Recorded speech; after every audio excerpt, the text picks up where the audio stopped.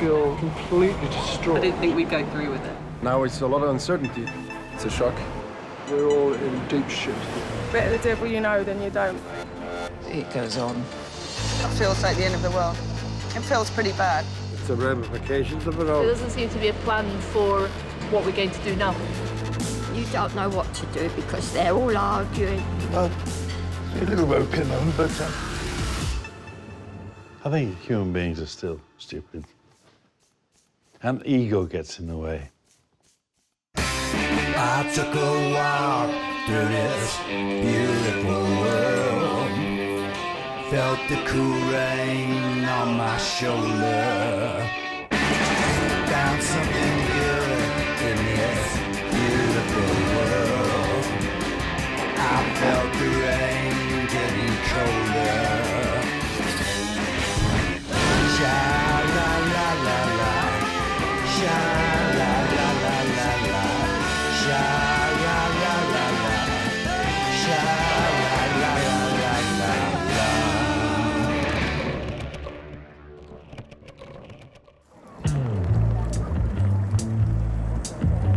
I believe some things to be true about England, other than that I know I can always find friends there. It's where you can find some of the best restaurants in Europe. It's beautiful. It's, I don't know, sophisticated. They're old. They've been around. But on this last trip, unexpectedly, the mood in London became darker, more uncertain about the future. The British people spoke last night. Brutal wake-up call. It turns out that it was about immigration, that more than half of Britain's immigration comes from outside the EU. Disaster, calamity. The young are very, very angry about what's happened and the gamble that's been taken with their future. Few in London, anyway, went to sleep thinking that England would leave the European Union. That was for the rubes, the people from the sticks, the country people, old white people, people who felt pushed out, neglected, disenfranchised by the new, the young, the foreign, the decidedly less white England of today. The votes were tallied, and the majority had decided to Brexit. And the RAF of England. The ramifications were unclear, but the financial markets plummeted, the nation's credit rating was downgraded, the Prime Minister resigned, and both political parties' leadership basically disintegrated overnight.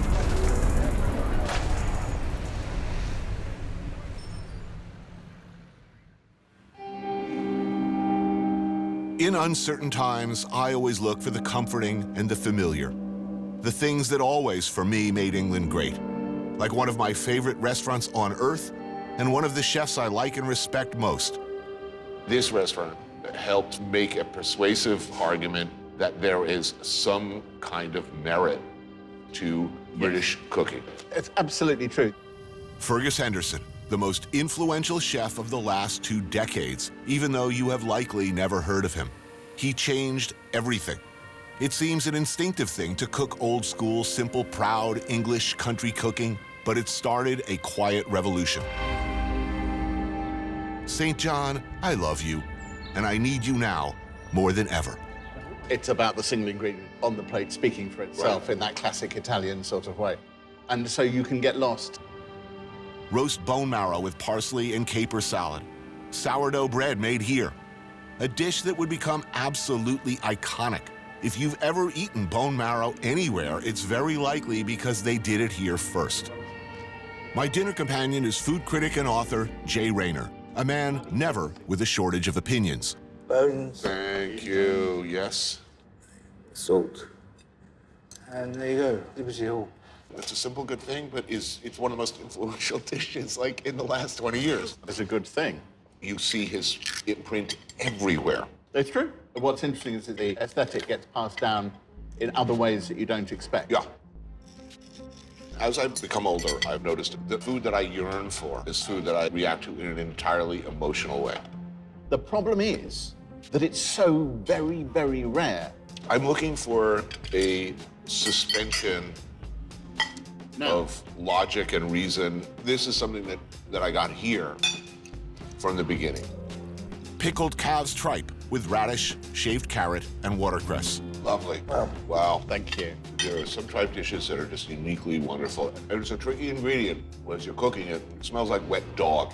The way we smell things and taste them is very different. All the best foods stink.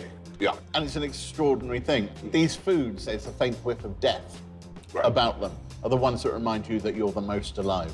The scent of your own mortality. Your own mortality. Skate poached in court bouillon with fennel and green sauce of fresh parsley, herbs, and anchovies. It's nice. Savory treat in the form of kidney. Oh, Yes. several kidneys. They're so pretty. And how are these kidneys done, sir? Well, seasoned flour, Nice. and then with sauce, Sizzling. tune stock, butter, and toast. Done. Yes, thank you. Good. Well, eat well. Thank you.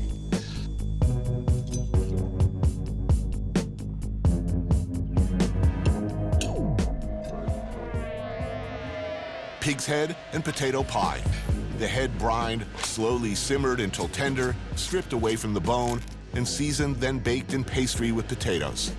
Yes, please. A traditional dish that exemplifies everything I believe in. Wow. Nice. Thank you, sir. Thank you. All right. Oh, look at that. With joy. That's working. Is this a hot water pastry? So it's puff pastry, but somehow the transference of fats from the pig's head out and the buttery in makes it like a crust. It's gorgeous. Indeed. Oh, God, that's good. Extraordinary. You look at this pie and it's almost like something out of a children's book. Right. The pie tradition is something very, very special. If you go back in history to the Hogarth painting, The Roast Beef of Old England, you'll realize that actually we were far ahead of the French in the preparation of beef and the roasting of meats. A lot of it was over our side of the channel. Yeah. Which is no reason for leaving the European Union. So they call it Great Britain. What's great about Britain? I can refer to a certain literacy and a wry sense of humor and a political tradition of democracy, which, ironically, the referendum that's caused so many of us so much pain is a perfect example of. Also, a weirdly cosmopolitan, welcoming environment in which the history of immigration into the country has defined a far more open culture. Until this point, I was very, very proud, but that I wouldn't be here. You know, my great-great-grandparents arrived as shtetl Jews off the boat into the East End of London, and here I am still to this day. And that's a very, very important thing, a very tolerant country. This is a very traumatic moment. Will it all work out in the end? I have no idea. Wow. It's the honest truth. Nothing is certain.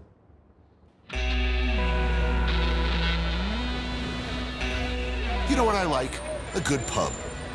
Like the Princess Victoria in West London. And stuff like this. Do you like pork scratchings? I do. Thank you.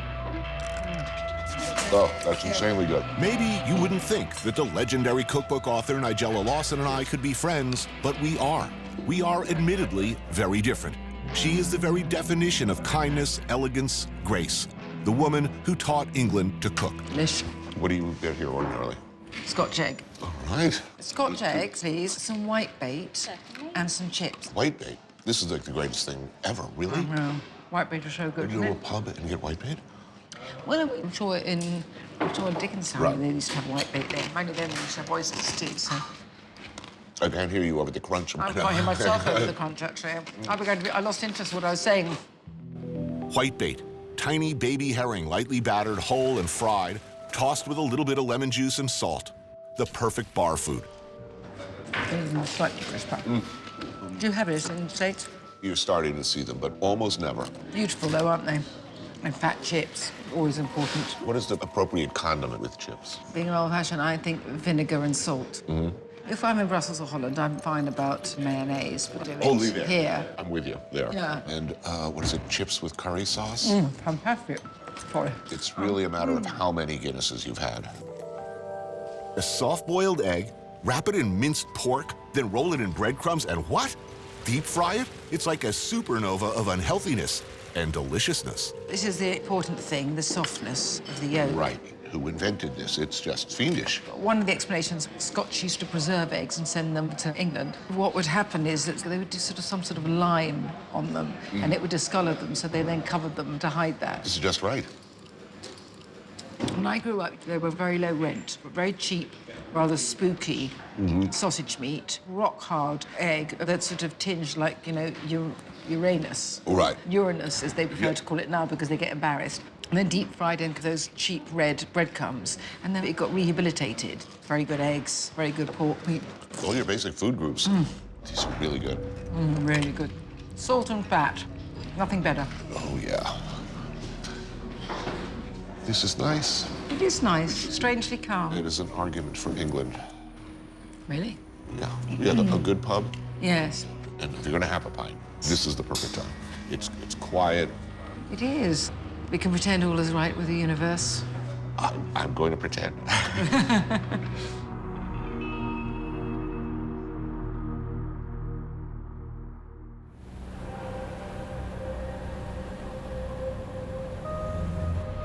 England, as the anti-Brexit forces found out to their dismay, ain't London. It's different out there. And a lot of it is very, very beautiful. As we get older, we start to look backwards in our life and reflect. When we're young, we only look forward. We don't think of our past. Our past has such a small value. I'm of an age now. We become nostalgic. We become philosophical. One can, if a successful gentleman of many accomplishments, for instance, with a little bit of money to spend, make, as Emerson advised, your own world, far from the madness. We're in North Wiltshire, and there's Bath in the distance. It's really beautiful. Oh, yeah. Nice view. You'll see how it just drifts away. So that's about 5 miles as the crow flies. There are few chefs who set the world of chefs aflame like Marco Pierre White. As young cooks, looking at his incredible rise from working-class boy to the youngest 3 Michelin-starred chef in the world, we were inspired. Not just by his accomplishments and his food, which were amazing. No great chef had ever looked like him before or talked like him. We were not, it appeared, alone. I want to turn Rudlow into a house, not a hotel. So when you walk inside, it's personal. Once obsessed with nothing but working the hardest, the longest, being the best, Marco has transferred his obsessive nature to the more pleasurable task of making the Rudlow Arms his perfect place. What's important about a restaurant is a feel, not a look. You could go to the best restaurant in the world tomorrow. It could serve the best food, but if you don't feel comfortable within that environment, you'll never enjoy it. Inside is as much a project as the grounds. Every detail. Then you can be yourself. Number 1, environment. Number 2, service. Number 3, food. A pan-roasted filet of beef with escargot. Whoa. It's beautiful. Who do you want to come here? People want to enjoy themselves. I like a mixed demographic. I want a bit of everybody. I don't want to just target one market. Food should be affordable. Very, very good. Has your food always reflected your aspirations and dreams rather than where you came from? I was born and bred on the outskirts of Leeds on a project housing estate. Even though I was born into very humble beginnings, I used to cross my road, walk over the golf course, and there I was on the Harewood estate, designed by the great Capability Brown, the stately home of the Earl of Harwood. That was my playground. I was fascinated by the countryside. I loved the rivers, the streams, the brooks, the fields, the woods, what was within them. That's what captured me. It was a dream. That was my escapism. My mother died when I was 6. Mother Nature, she became my surrogate mother. And so therefore, I had this amazing love affair with nature. But look, once you go into a high-end restaurant, you're about as far from nature as you can be. I mean, it's hard to rise up the ranks of a good fine dining restaurant, particularly in the time that you came up. Shit was not easy. Everybody in the kitchen that I started in came from a housing project. They were working class, they were tough, they were hard, really hard. The flip side of that coin was nature. It was all those beautiful ingredients, that beautiful contradiction.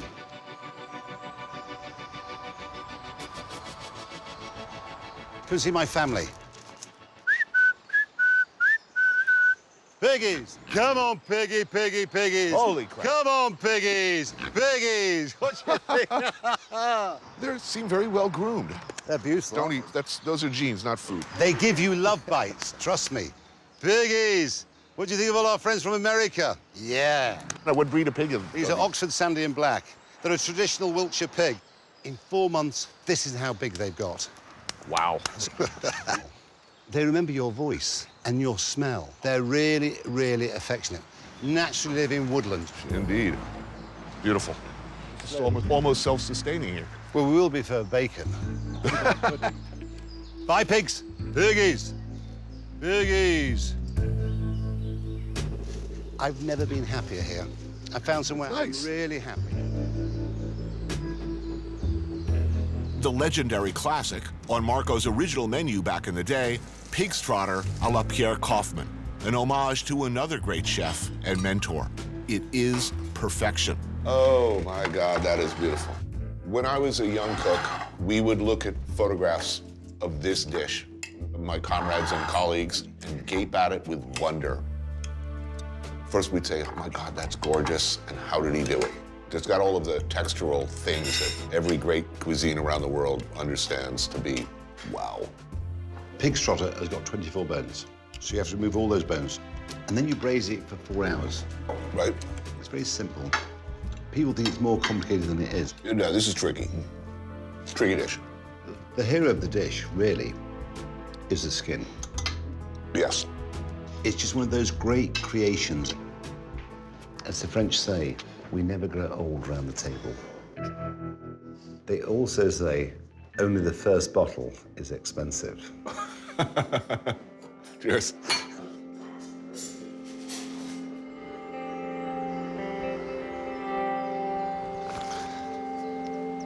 So this is my big project I'm working on. Because I've fallen in love with this little part of England. I put myself out to graze, I suppose, Anthony. I've retired. And I like doing what I do here. I mean, if I look at the amount of nature we have here now, since we've done what we've done, it is enormous compared to what we had. Right. You know, I like seeing the increase of songbirds, the hens with their young chicks, the geese. They're my... Fabulous, aren't they? Amazing. They're nuts. They are beautifully, beautifully nuts. There's no guarantees how long we're going to be here. Just enjoy life.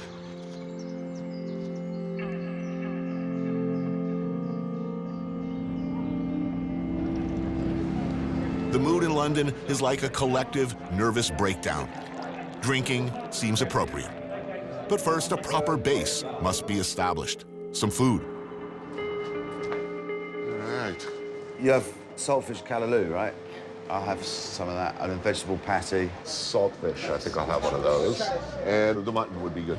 This is what happens when I come off tour. Straight here, stuff my face, then half a Guinness, and then the night's good, you know. Jamie Hintz is half the creative alliance that makes up the band The Kills.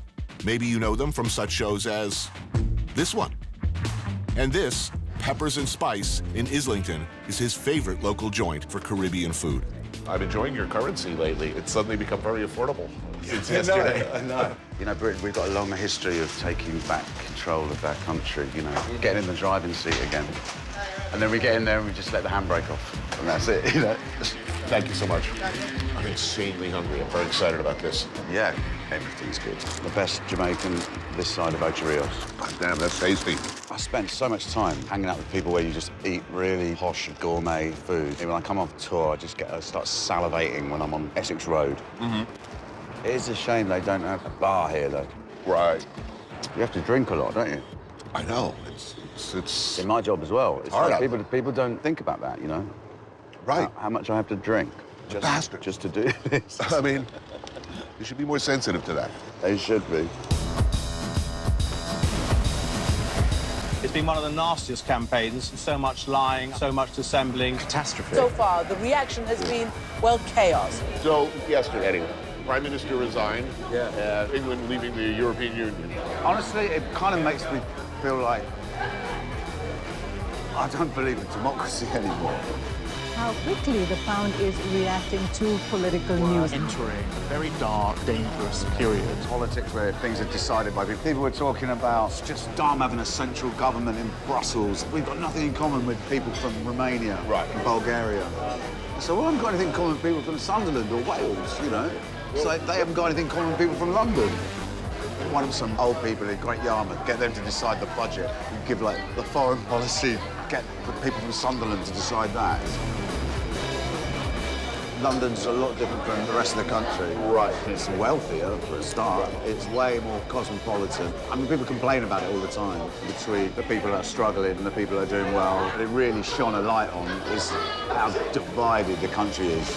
People don't just look at it as a financial thing. It's an issue of cultural identity. European citizens who have lived here for 10, 15 years, for the first time ever, been the victims of racial abuse. Are you evil? British drinking patterns seem to be driven by the fact that pubs close at, what, midnight? Yeah. I noticed as we approach last call, people start, like, doubling up. The drinking starts to accelerate in a mad panic. Load as many in. Do you think if you extended drinking hours that would improve behavior or make it worse? I mean, let's face it, your countrymen have a bad reputation as far as drinking. Sensible drinking. Do you think that's a function of whatever?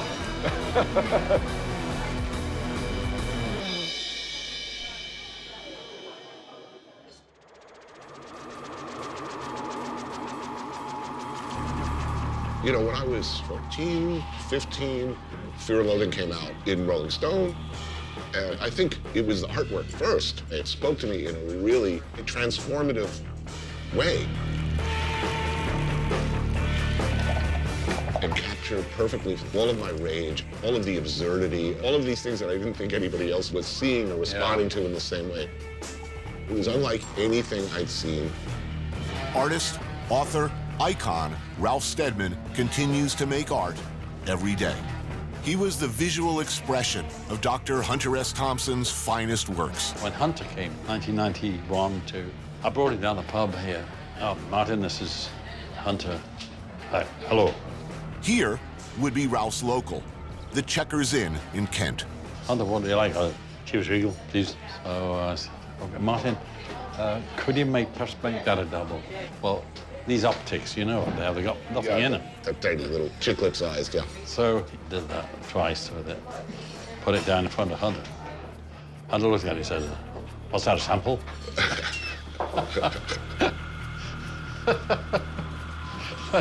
Where are you from originally? Well, I am Welsh. My mother's, she was Gwenny Rogers from Roslanagugog. Uh-huh. Don't ask me to spell that. No, I can't even do it myself. So how English do you feel, given that you grew up in Wales? Well, in a way, you know, I was not far from Liverpool. The food is pub fare, a runny egg wrapped in Parma ham and breadcrumbs. Prawn cocktail for the man. I think it was the Scanlon's article, the first you worked with Hunter Thompson, Kentucky Derby. Yeah. I mean, before that, would you say that you were a respectable figure, making a living doing your work? I mean, because you kind of were transformed very quickly into a countercultural figure. I think a lot of people will, appropriately or not, see you as an outlaw artist. Yeah, but I didn't start off wanting to be an artist. I wanted to be an aircraft engineer. I didn't like factory life, but I had to go every week to do technical drawing, and that's where the lines and circles began. Right. I've been doing a book of critical critters with beastly sneers and callous observations by Kerry Levy. He's writing about the thing. Articulated bum lice? Yeah. I don't know whether it exists, but... I'm pretty sure they do. What? Yeah, I'm pretty sure they do. Really?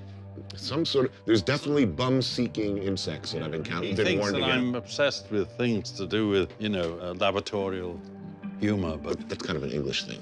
Is it? I saw an advert. You, too, can learn to draw and earn pounds. I took the course while I was doing military service.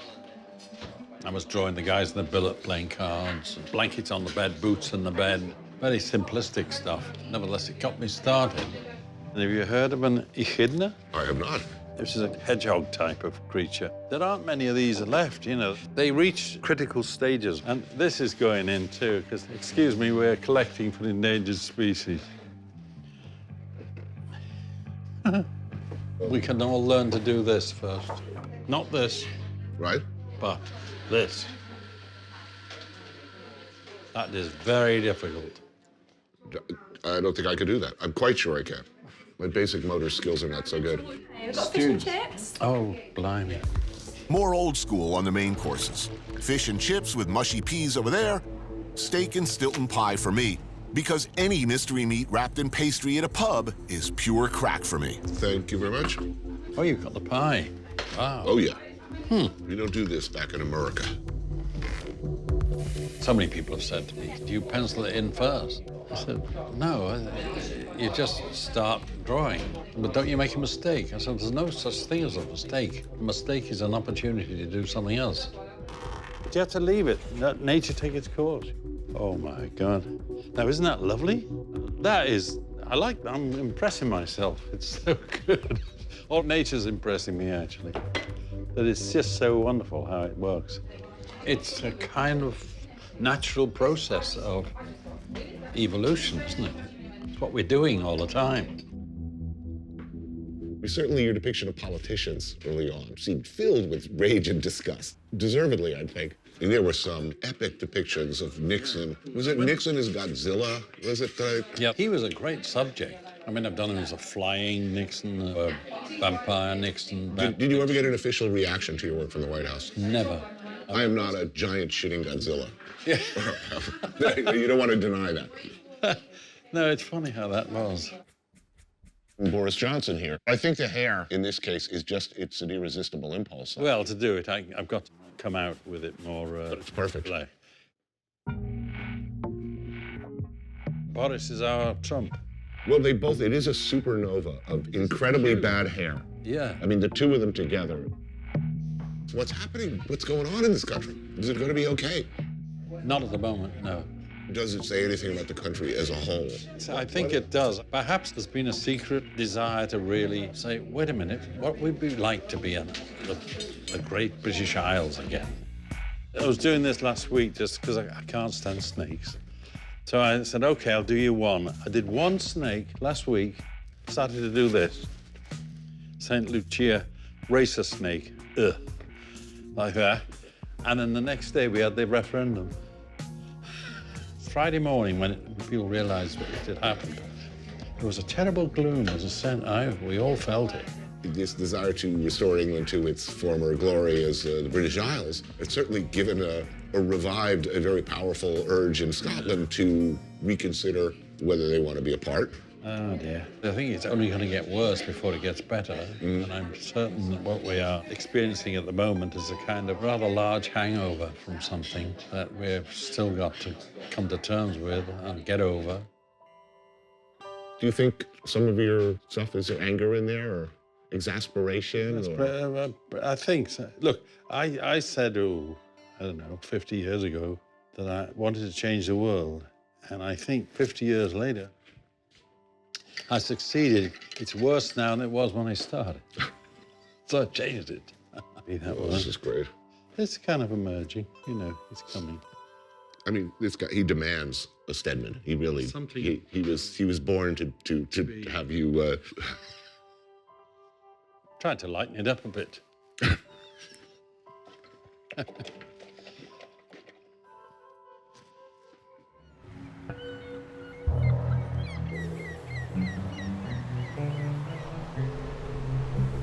The sea.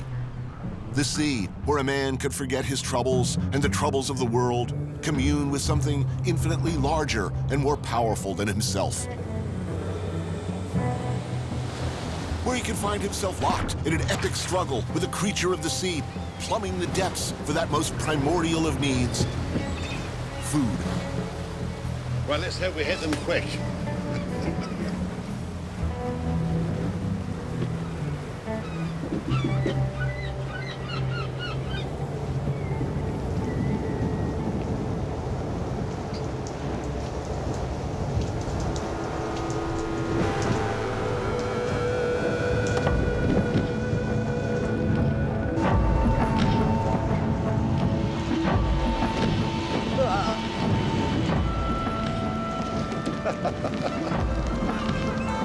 Get off, get off.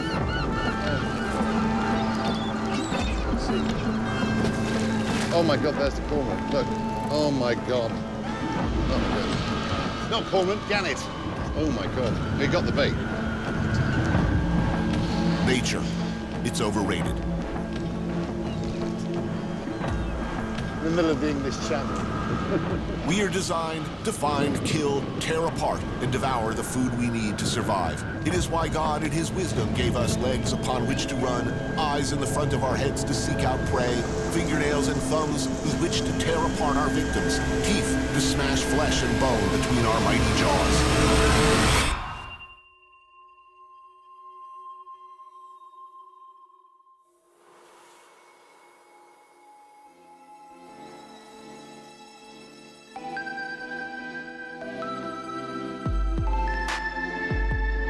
Here in the coastal town of Weymouth at the Marlborough is where I'll be smashing deep-fried haddock between my freaking jaws with something called a chip.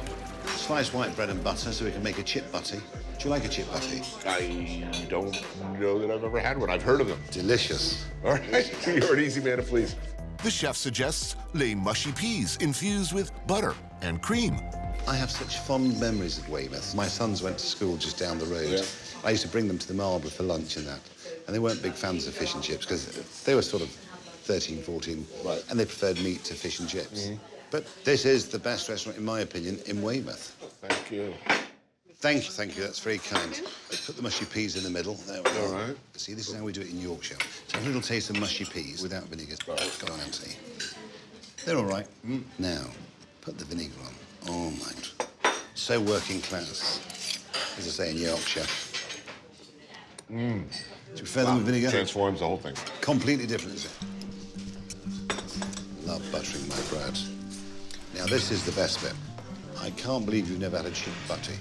Well, today's the day. When I was a kid, this was one of my favourites. The only fish I ever ate as a child was fried haddock.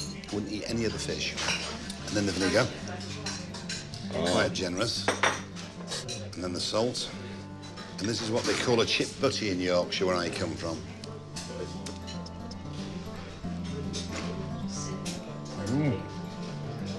I like the cheap bread because the bread turns into the same texture as the potato. Right. That's why it's perfect. If you have posh bread or crusty bread, right, it's not the same. How's your haddock? Good. But it's proper working class food is fish and chips. You know, when I was a kid, we'd eat them twice a week. Mm-hmm. They cook fish and chips in dripping, beef fat, not oil. Mm-hmm. It makes a massive, massive difference in the flavour. Yeah. Quite good.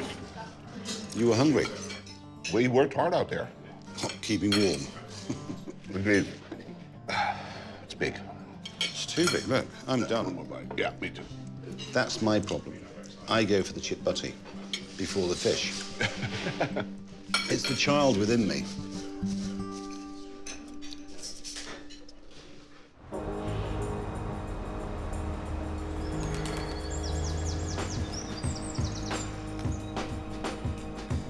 Hidden away safely behind the walls of a former Victorian-era schoolhouse, insulated from the moronic inferno blazing outside, is Rochelle Canteen, a green idol, the unpretentious brainchild of Marco Henderson and her business partner, Melanie Arnold.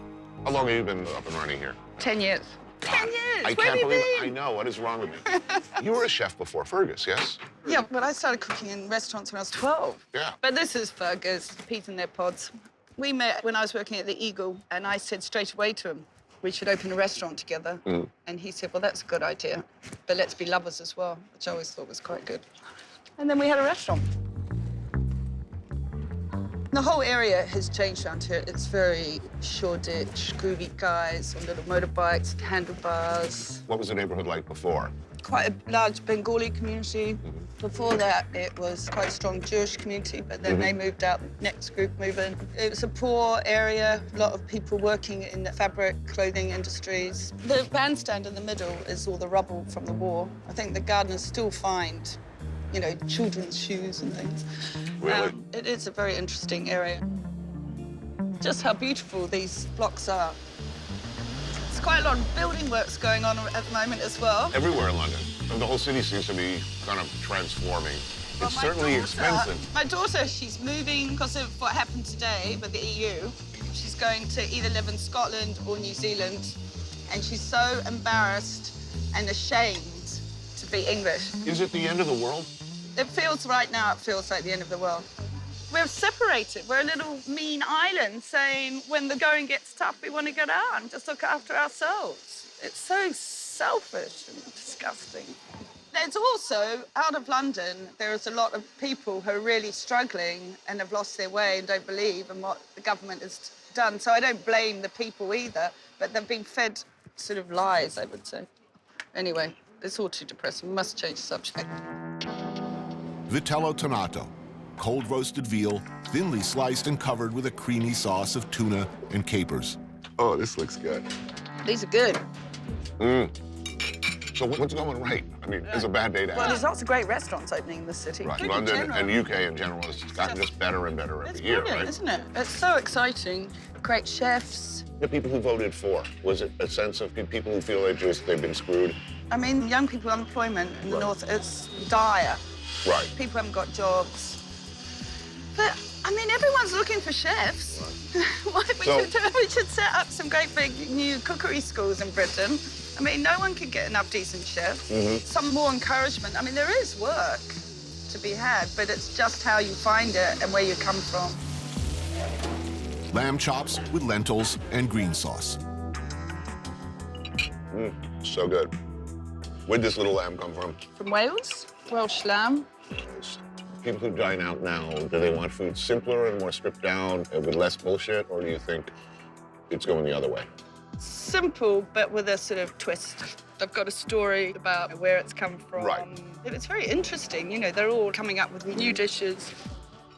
Should I be buying pounds now? What Yeah, should that's be what doing? I kept If thinking. I were What a- do we all do now? If I were a cruelly cynical, exploitative They'll all be working asshole, out now. what would I be doing? Are you selling or are you buying? Yeah, you look at me, master of high finance. You look so well. Well, thank you. must You're be- making me feel much better about this meal and the wine, I have to say. Your company has made me feel much better about the world and myself.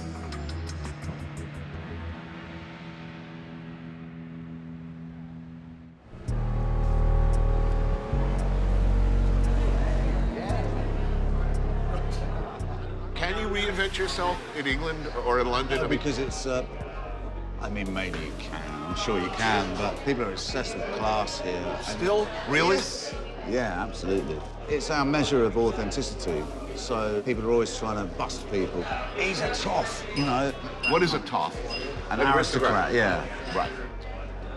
My friend Adrian wrote a book called The Angry Isle, and he talks about how British are famous for being polite and apologizing a lot, but that actually masks a deep anger.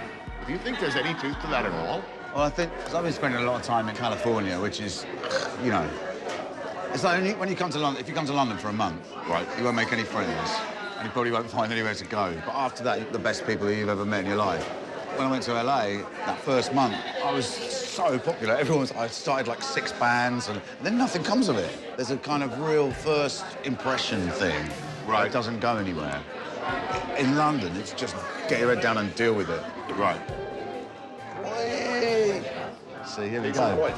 We're closing. Closing. Get Tony some.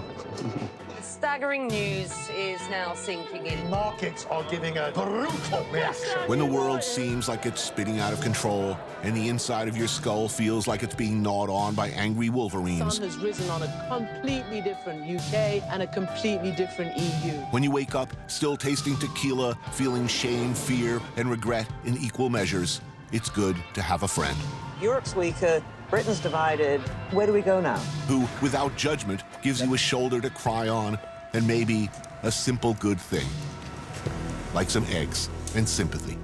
I'm horribly and savagely hungover. It's very unlike you. I was feeling shame and regret and mourning. You're not the only one. What's happening? OK, I'm going to give you some eggs in purgatory. Why purgatory? Because they're in chili sauce in tomatoes. Special hangover cure. I know you need it. Yes. Now, do you know about the delicacy of fried slice? Oh, no. English delicacy, which is like British bruschetta. You fry plastic bread. Mm-hmm. I've got some really good beef dripping. kind of magical. Pure grease. That's what I need right now. Yeah. I think that's how everyone felt a bit after the referendum, too. There's something very strange about you because you look normal. But it's all going on inside. Yes, you have got a slight pleading look in your eyes. OK, the whole point of this is the plastic bread soaks in all the fat. Right. So when you eat it, it bursts with grease in your mouth. It's that good. I like the noise. Here, I'm going to give it to you. It may still be a bit runny, but... I like runny. I need runny today. OK. To try it a bit dry first, so you can just get the fats going into your mouth. There is light and hope in the universe again. Thank you. That's what I aim to provide. Spice, runny eggs, and grease. Just what I needed. So good. I have something absorbent. You know that thing in The Simpsons once when he wants to put on weight so he doesn't have to go to work? Yes. And he allows himself to eat things that when you rub it on something, it makes it go see-through. Your window to weight gain. Yes, here, just make this turn see-through now if you want. I can see myself in about 6 months. I do feel quite pleased that we can be a corrupting influence. That's something that we can be proud of. These are frightening times for many. The world is changing and there is no stopping those changes. But in such times, there are always two ways to go. Run and hide, build walls, cower in fear and suspicion, point the finger at our neighbors, look like desperate, frightened people do for someone to blame. Or stand up and try, at least try, to build a better world. To look for, instead of a man on a horse to save us, or a wall to keep us apart, to our better angels.